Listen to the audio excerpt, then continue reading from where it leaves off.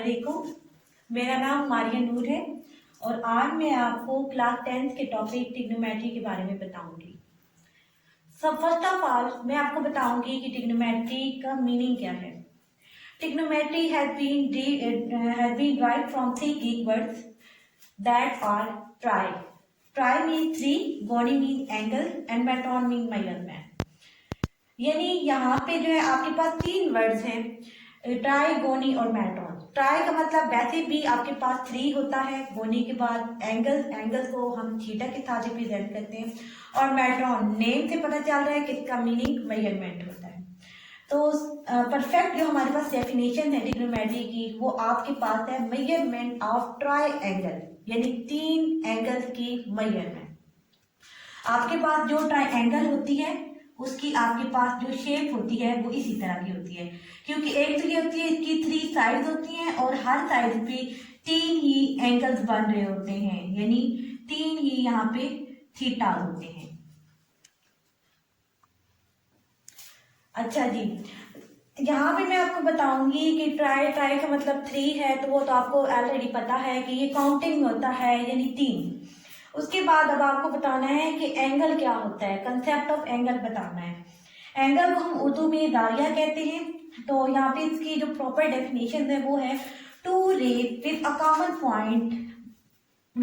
Point form an angle, यानी कोई भी एक ऐसी रेज, एक ऐसी शुआ या एक ऐसी लाइन जो कि एक कॉमन पॉइंट के साथ दो हों, उनको आप वो क्या बनाती हैं, वो एक एंगल बनाती हैं, यानी दाविया बनाती हैं। नीचे जो है वो मैंने कुछ शेप्स बनाई हैं जिनमें आप देखें कि हमने एक जो है वो टू रेज बनाई है, यानी टू लाइन बनाई है, लेकिन उनका हमने एक पॉइंट जो है वो कॉमन लिया है, जिसको ओ से हमने डिनोट किया, यानी ओरिजिन से डिनोट किया है।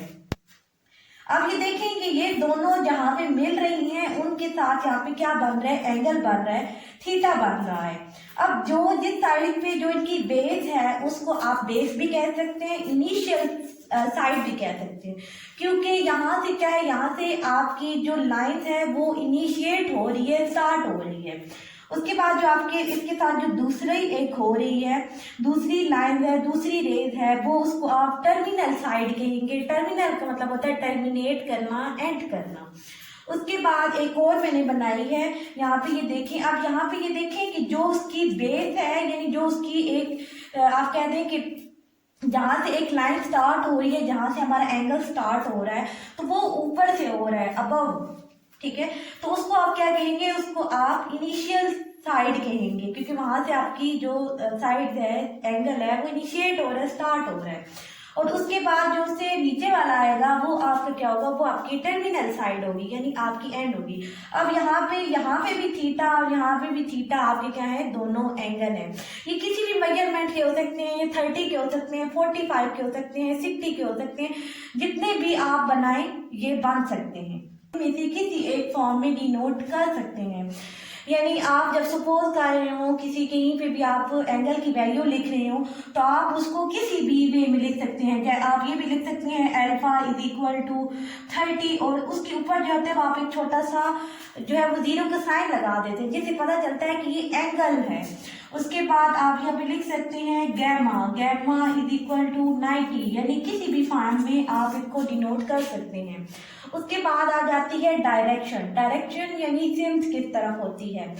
आपके जो एंगल की हमेशा जो सिम्त होती है, डायरेक्शन होती है, वो हमेशा इनिशियल साइड से टर्मिनल साइड की तरफ जाती है। जाहिर है नेम से हमें पता चल रहा होता है कि इनिशिएट कर रहा होता है, हमारी साइड, हमारा एंगल इनिशिएट हो रहा होता है, स्टार्ट हो रहा होता है, और टर्मिनेट का मतलब एंड हो रहा होता है। टर्मिनल साइड से, इनिशियल साइड से टर्मिनल साइड की तरफ जाता है।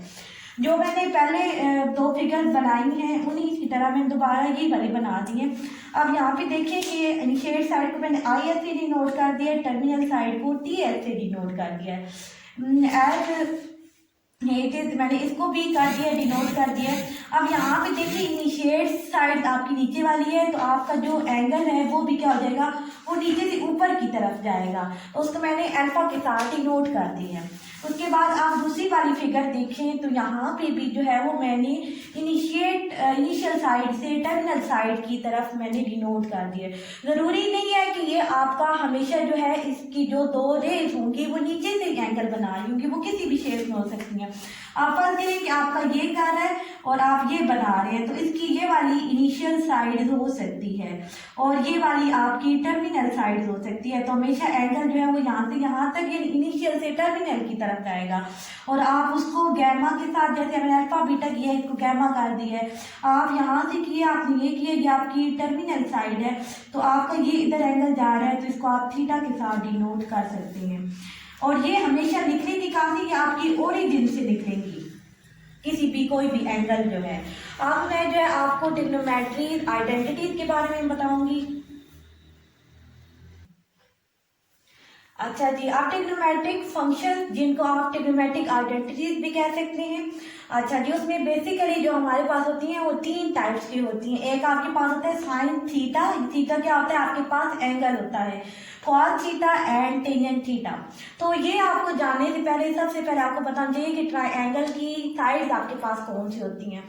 ये आप देख लें, मैंने एक ट्रायंगल बनाई है जिसकी एक साइड है यानी जो आपकी नीचे बेस कर रही होती है, जहां से आपका एंगल स्टार्ट हो रहा होता है वो आपकी बेस कहलाती है। ठीक है, उसके बाद जो आपकी बिल्कुल एक होता है, क्योंकि सीधी जो होती है जो 90 एंगल बना रहा होता है वो आपकी परपेंडिकुलर कहलाती है। ठीक है, और जो आपकी बेस और परपेंडिकुलर को दोनों को मिला रही होती है लाइन, उसको आप हाइपोटेन्यूज कहते हैं। तो यहाँ पे क्या है कि साइन थीटा जो है वो साइन थीटा, कॉस थीटा और टेंजेंट थीटा जो है वो आपकी जो आइडेंटिटीज हैं वो इन ही तीन साइडों से मिलके यानी यहाँ पे हम लोग निकालते हैं। तो साइन थीटा जो होती है वो हमारे पास होती है परपेंडिकुलर ओवर हाइपोटेन्यूज। तो यहाँ पे परपेंडिकुलर आपके पास क्या है, ए सी है और हाइपोटेन्यूज आपके पास बी सी है। यहाँ पे आप लिख सकते हैं परपेंडिकुलर ओवर हाइपोटेन्यूज, यानी पी और एच से मैंने इसको डिनोट कर दिया है। ठीक है, आप सिंपल जो पी एच भी लिख सकते हैं, इस तरह की शॉर्ट लिख सकते हैं, हाइपोटेन्यूज के लिए एक बार पी भी लिख सकते हैं। ठीक है, जैसे आपकी मर्जी। उसके बाद कॉस थीटा है, तो कॉस थीटा आपके पास होता है बेस ओवर हाइपोटेन्यूज। बेस आपके पास क्या है, ए बी है और आपके पास हाइपोटेन्यूज क्या है जी, बी सी है। तो ए बी क्या है, आपके पास बेस है और नीचे आपके पास क्या आ जाएगी, हाइपोटेन्यूज है। उसके बाद आपका टेंजेंट थीटा है, तो टेंजेंट थीटा आपके पास क्या होता है, परपेंडिकुलर ओवर बेस होता है। तो परपेंडिकुलर आपके पास क्या है जी, ए सी है और बेस आपके पास ए बी है। ए सी आपके पास क्या है, परपेंडिकुलर और ए बी क्या है आपके पास, बेस है। तो ये बेसिक हमारे पास तीन ट्रिग्नोमेट्रिक आइडेंटिटीज होती हैं, ट्रिग्नोमेट्रिक फंक्शंस होते हैं जिनको हम यूज करते हैं। आपके पास फिर इन तीन को मिला के यानी इन तीनों से आगे मजीद तीन निकलती हैं। उसके बाद आपके पास एक होती है कोसिकट थीटा। कोसिकट थीटा क्या होती है, वो आपके पास होता है 1 ओवर साइन थीटा। और साइन थीटा को अगर आप यहाँ पे उल्ट करें तो आपके पास बनती है हाइपोटेन्यूज ओवर परपेंडिकुलर। इसी तरह आपके पास सीकट थीटा आती है जो आपके पास क्या होती है 1 ओवर कॉस थीटा। और इनको जो है वो आप जो है वो क्या करते हैं, यानी इसको आप उल्ट करेंगे तो आपके पास क्या आ जाएगी, हाइपोटेन्यूज ओवर बेस। इसी तरह जो है वो टेंजेंट्स को आप इन्वर्स करते हैं तो आपके पास क्या आ जाती है, कोटेंजेंट थीटा इसको आप बोलते हैं। तो वो आपके पास क्या आती है 1 ओवर टेंजेंट थीटा। तो इसको आप इन्वर्स करेंगे तो आपके पास आ जाती है बेस ओवर परपेंडिकुलर। अच्छा, ये तो आपके पास ये जो तीन हैं ये आपके पास बेसिक 3 रेशियोज होते हैं, बेसिक 3 फंक्शंस होती हैं। ठीक है, हल की जाती हैं। तो इनको क्योंकि ये सारी इन तीनों की आगे से इन्वर्स हैं तो इनको आप इन्वर्स आइडेंटिटी भी कहते हैं, इनवर्स आइडेंटिटीज कहते हैं। ठीक है, इनवर्स आइडेंटिटीज भी कहते हैं या रेसिप्रोकल आइडेंटिटीज भी कहते हैं। रेसिप्रोकल का मतलब ये आपको पता है कि किसी इनवर्स का रेसिप्रोकल मतलब भी इनवर्स ही होता है, यानी इनको आप अगर इनको उल्टा दें तो आपके पास जो है वो आ जाते हैं, इनवर्स आइडेंटिटीज आ जाती हैं। पता चली। अच्छा जी, अब मैंने एक एग्जांपल ली है। एग्जांपल्स में आपके पास है फाइंड आल ट्रिग्नोमेट्रिक आइडेंटिटी। तो एक ट्रायंगल है जो पहले मैंने आपको बताई थी उसी में ही क्या है कि अब हाइपोटेन्यूज की वैल्यू भी दी हुई है, बेस की वैल्यू भी दी हुई है और परपेंडिकुलर की वैल्यू भी दी हुई है। तो साइन ये सारी मैंने आइडेंटिटीज लिख ली हैं, इनके अकॉर्डिंग अब हम क्या करेंगे, अब हम वैल्यूज यहाँ पे लिखते जाएंगे। तो साइन थीटा की आपके पास होती है परपेंडिकुलर ओवर हाइपोटेन्यूज, परपेंडिकुलर की आपके पास क्या है 9 और हाइपोटेन्यूज की क्या है आपके पास 5। इसी तरह कॉस थीटा है तो कॉस थीटा की आपके पास क्या होती है बेस ओवर हाइपोटेन्यूज, तो बेस की क्या है 2 और हाइपोटेन्यूज की क्या आपके पास 5। टेंजेंट थीटा है तो टेंजेंट थीटा की आपके पास होती है परपेंडिकुलर ओवर बेस, तो परपेंडिकुलर की आपके पास है 9 और 2। अच्छा अब आप ये भी सारे देख लें कि इनमें कोई ऐसा आपके पास नंबर नहीं आना जो एक ही टेबल के साथ दोनों कैंसिल हो सके, तो इसलिए जो है वो आप मजीद जो उनको लोअर फॉर्म में कन्वर्ट नहीं कर सकते। इस तरह कोसिकेंट थीटा तो आप यहाँ से भी देख लें कि हाइपोटेन्यूज ओवर परपेंडिकुलर है और आप डायरेक्ट साइन थीटा की जो वैल्यू है उसको आप इन्वर्ट भी कर सकते हैं, यानी 9/5 है तो आपके पास 5/9 आ जाएगा। इसी तरह जो है वो आपके पास सीकेंट थीटा है तो सीकेंट थीटा कॉस थीटा को हम इन्वर्स कर देंगे तो आपके पास क्या आ जाएगा 5/2।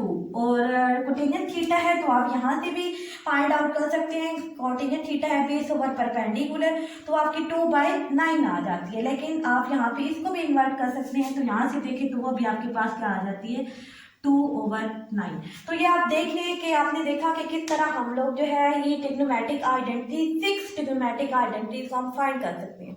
बेसिकली हमारे पास 6 होती हैं, सॉरी 3 होती हैं और बाकी 3 जो है वो हम इसी को ही इन्वर्स करके यानी रेसिप्रोकल आइडेंटिटीज निकाल सकते हैं और उनको हम इसी तरह फाइंड कर सकते हैं। तो